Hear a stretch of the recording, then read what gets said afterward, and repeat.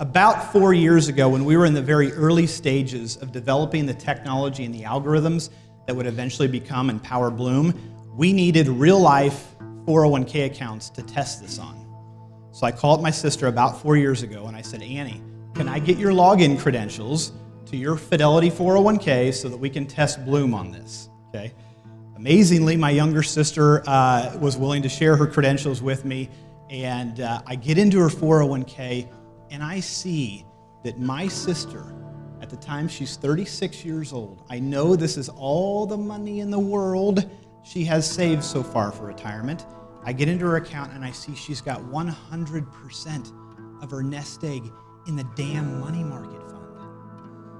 And I'm like, I call her up on the phone and I say, Annie, did you just recently freak out and panic out of the market? You know, did you turn on Jim Cramer and he scared you out of the market or something?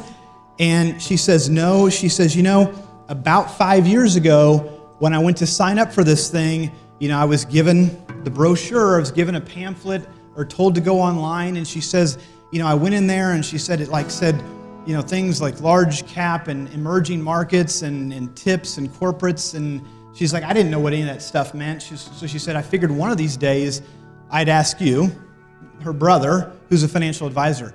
Well, one of those days turned into 5 years, okay? And if you're kind of keeping tabs on the math here, when she started at that company, that was about 2009. I was asking her in 2013, what'd the market do from 2009 to 2013?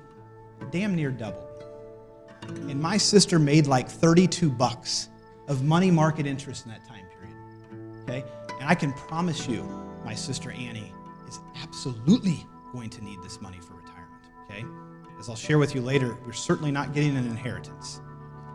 Annie was valedictorian of a big high school class. We're from Olathe. She graduated from Olathe South. Almost 400 people in her class, valedictorian, perfect 4.0. College, KU, 3.98 GPA. Very smart woman, successful in her career, okay?